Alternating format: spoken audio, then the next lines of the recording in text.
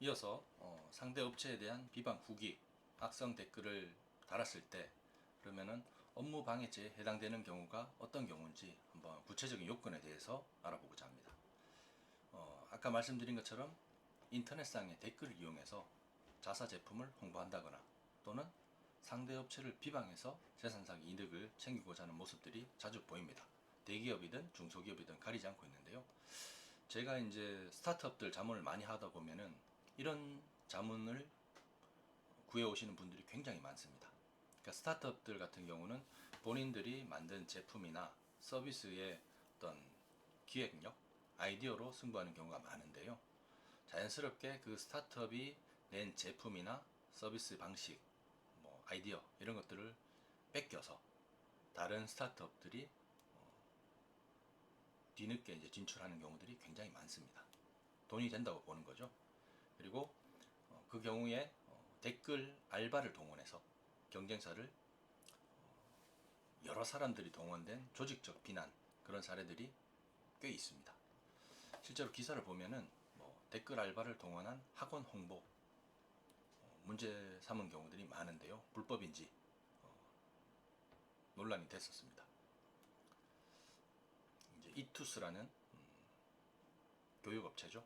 입시업체인데 댓글 알바를 동원을 해서 댓글을 달았다. 경쟁업체에 대해서. 그랬을 때 처벌 수위가 얼마가 되는지에 대해서 제가 이제 블로그에서 좀 한번 다뤘었는데요. 실제로 이제 얼마가 되는지 한번 보겠습니다.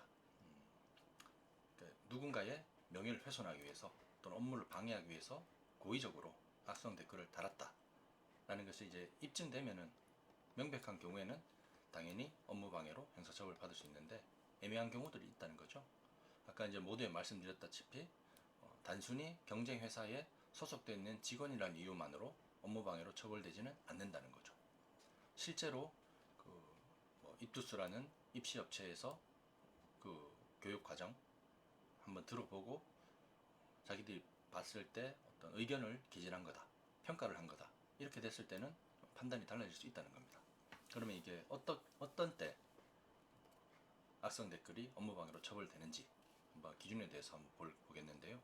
부정적 내용 댓글이 업무방해에 해당되는 수준의 악성 댓글이라면 어떤 기준이어야 되느냐 보시겠습니다. 부정적인 댓글을 달았던 사례, 아까 제가 모두에 말씀드렸다시피 회사 직원과 대표가 각각 다른 판결을 받았다는 겁니다.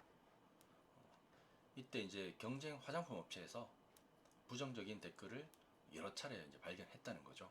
그러다가 수상하게 느끼고서 신고를 하면서 실제로 그 회사의 조직적인 악성 댓글 유포가 있었던 게 아니냐, 실제로 있었던 사실이 이제 밝혀졌습니다. 회사 대표와 그 다음에 악성 댓글을 단 아이디의 주인, 직원들 몇 명이 함께 업무방해 혐의로 수사를 받게 됐는데요. 회사 대표는 조직적으로, 그러니까 회사에 소속되어 있는 직원들 다수에게 실제로 경쟁사 제품을 비방해라 또는 부정적인 평가를 단 인터넷 댓글을 달아라 라고 지시한 혐의가 구체적인 정황이 확인이 되어서 형사처벌을 받았고요. 당연히 전과가 생긴 거죠. 반면에 직원은 무혐의 처분을 받았다는 겁니다. 그래서 구체적인 요건을 한번 보시면요. 직원 같은 경우는 실제 제품을 구입한 그런 상황에 따라서 느낀 의견을 토대로 악성 댓글을 달았다.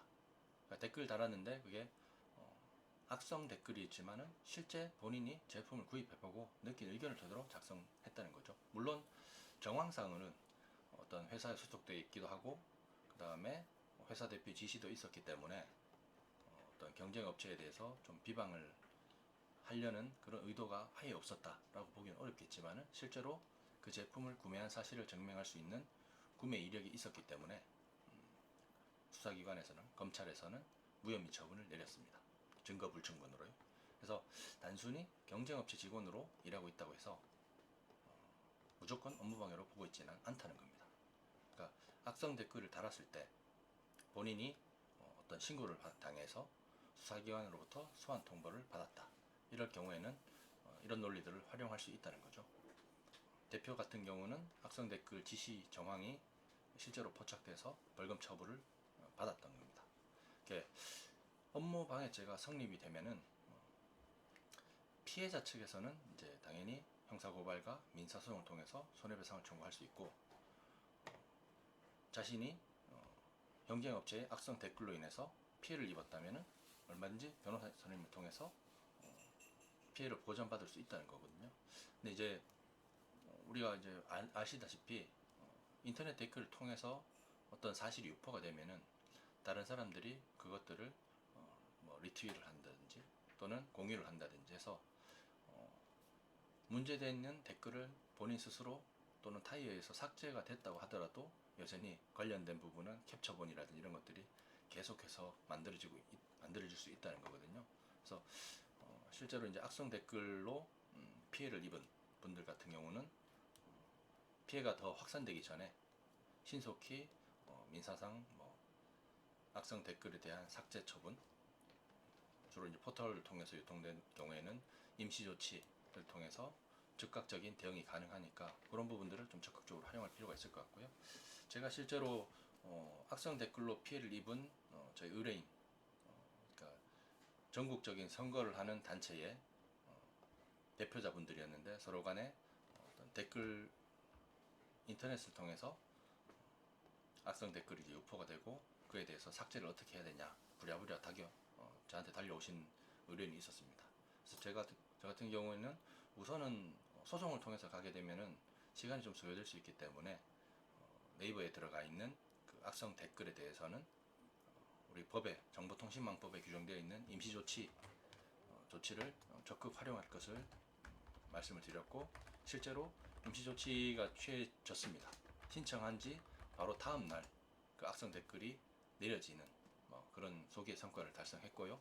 그 이후에 병행해서 형사고발과 민사 손해배상 청구도 같이 해서 그 가해자에 대해서 일단은 기소가 돼서 형사처벌이 내려지는 그런 성과를 달성한 경험이 있으니까 필요하신 피해자분들 같은 경우는 악성 댓글로 피해자분들 같은 경우는 이렇게 전문가의 도움을 받으시는 것을 추천을 해드립니다.